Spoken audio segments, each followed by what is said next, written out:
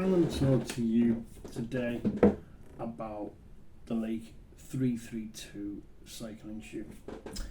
Now, this is a cycling shoe that is basically a pure racing shoe as I describe it. It's available in all widths, case for your foot, be it a quite narrow foot, a medium foot, and a very wide foot. 4X, you can get them in ultra wide, and these are the ultra wide versions. Now, I've had mine for about a year now. I don't know why I got these in effect, but they kind of do a sort of like right up there basically. You got a good degree of quality to them. They've got Clyde leather. I'm not too sure if I've seen kangaroo leather as you mentioned there, but it's named as Clyde. The heel of the shoe is got a carbon surround on the back, so you can mould it to how you want it. You've got a reflectable tab here, which is always handy if you're riding in dark conditions, and that's the subject to an overshoe, I guess you could say, a shoe cover. Obviously a full carbon outer sole. It's got 8 vents on the bottom of it, 3 holes down the middle here, 3 holes down the middle, and then 1 at the bottom and 1 at the one in front of the heel tab. Obviously you can see it's a 332 there. It's got the IP1 BOA lacing system. That's the fancy word. Dual, because there's 2 of them. Dual. And also what it's got, I've made a couple of notes here because I'm not a shoe nerd, but although I do like to have those cycling shoes. It's got a double sole tech fiberglass sole technology. Inside of this, you've got inside of that, I don't know if you can get a look at that, you've got like a fiberglass insole there. It goes all the way up to the bottom, and then on top, and then underneath that you've got obviously the carbon outer sole. Now, one thing I have found about this shoe is basically, or this sole if you want to put it this way, is the fact like that there is a bit of height to it. It's a bit thick, if you want to put it that way. It can put you in a bit away from the sole of the pedal.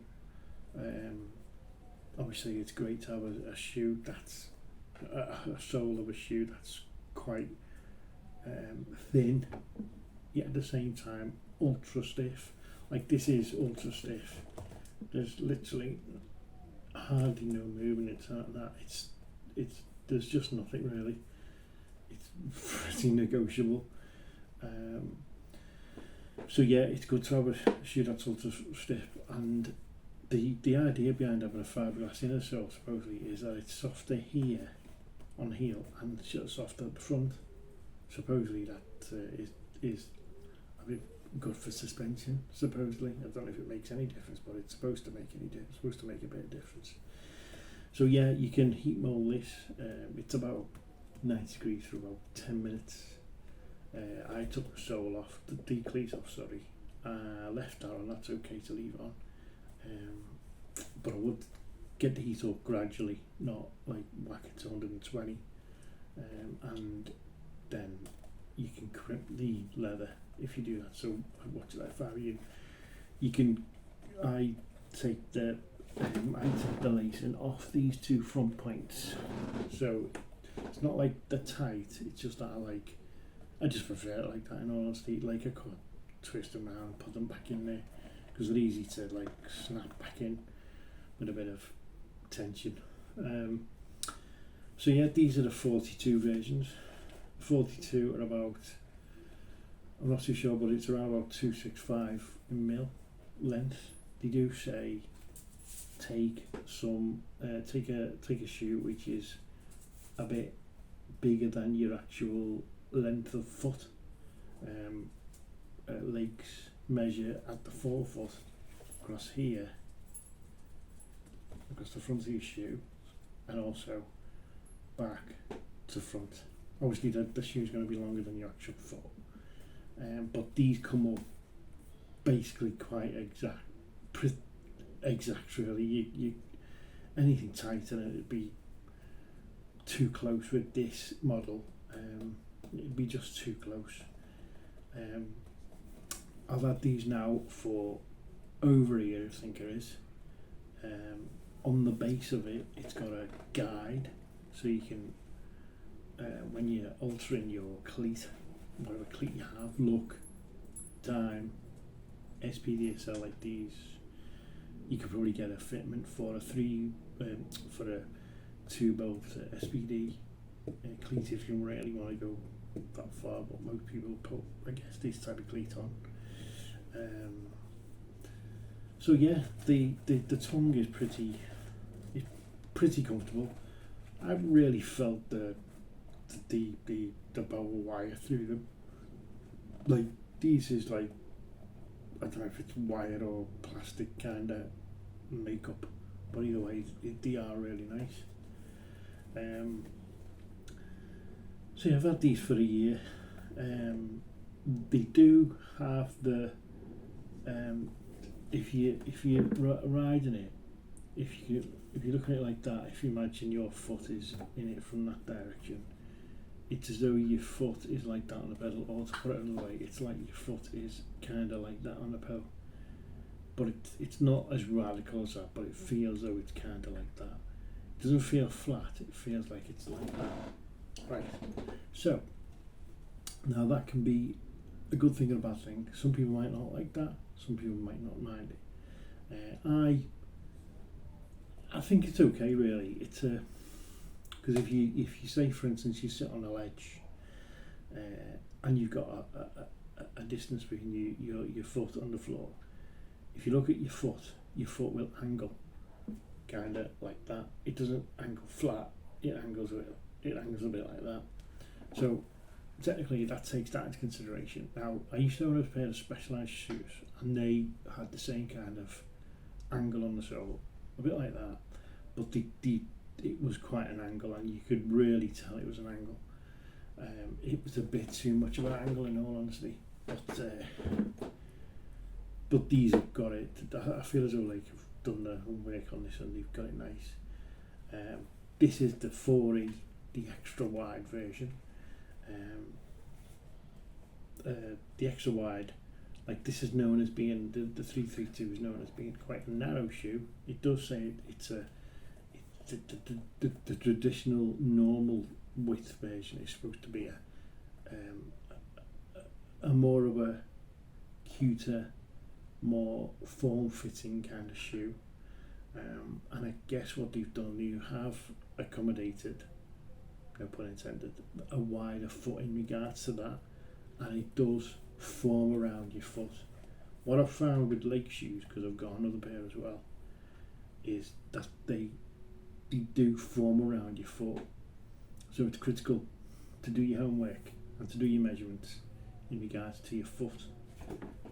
Ideally when it's fully sized, as in swollen or such like that, because you don't really need to have your shoe sized down to when you say cold, for instance, and your body's kind of a bit smaller. Maybe in the morning you could do it, so you can just slip them on, they fit nice, tighten them up to what you need to be tightened up to, and off you go. The boas talking to tightening are the IP1 boa lacing system, as it's officially called. Push in, and then pull out to release.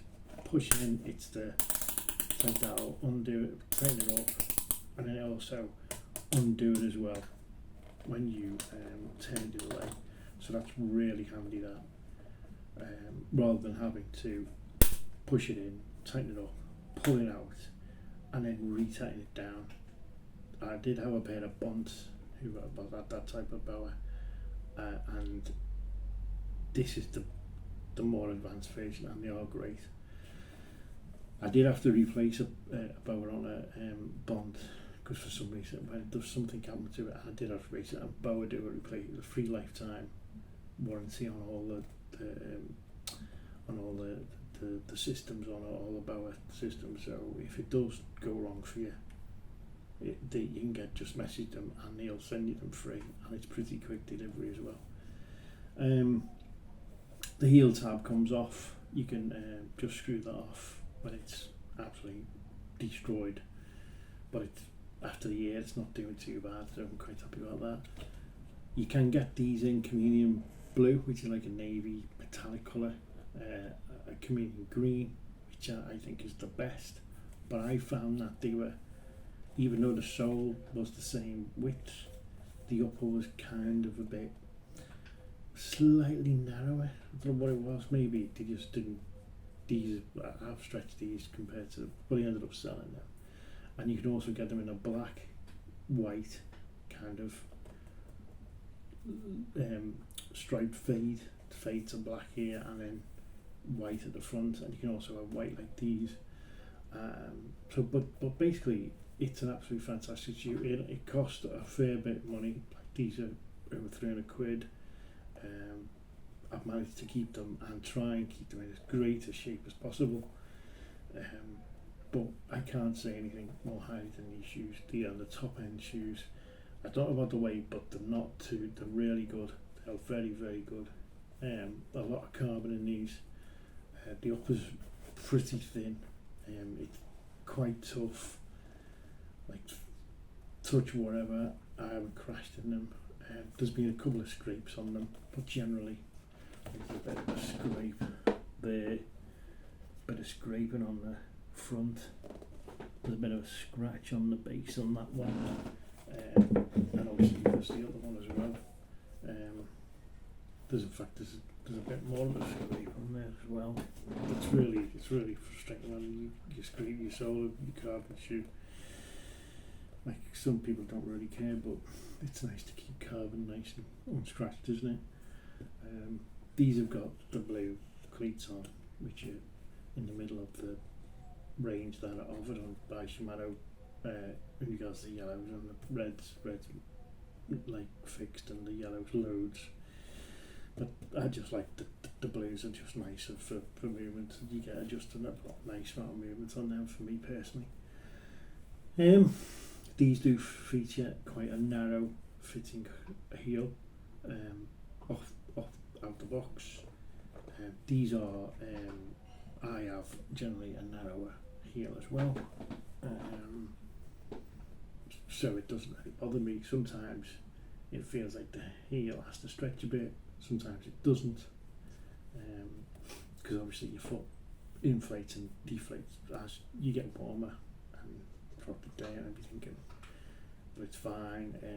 The cleat bolts inside the sole are all attached to each other in a triangle, so if you round one off, you need to cut the inside and cut it out yourself. So ideally take it easy with the cleat bolts, like get a torque wrench, that'll sort you out nicely for just having the right tightness. But yeah, these are the Lake 332s. These are all white, dual moving bows if you want to call it that. They are absolutely fantastic. I can't say speak high enough of them. They are absolutely top end road shoes. I've never had a top end road shoe like this, and effectively I can't recommend them high enough.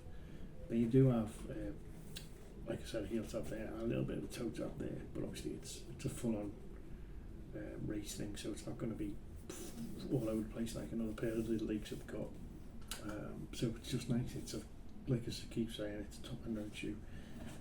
You do get a sole, an inner sole that has a metatarsal button in it, which effectively is a button which is like a raised section, which supposedly splays out your, imagine that's my foot, and it effectively tries to kind of splay your foot out. It doesn't bother, I don't know if it makes any difference to me, but I've never found them to be make a big deal to me personally. So I ended up buying like my own inner soles, and these are fine, so I just leave them as they are. Anyway, so these are the Leap 332s, and the Canadian manufacturer, well, Canadian company, and they're a very good shoe. Can't say nothing more. And you may want to purchase them because I'll pass a recommendation here, and I can't be kind enough for them. Very well designed shoe, but they are kind of geared towards more of a racing kind of, a road racing kind of background, and nothing more. Okay,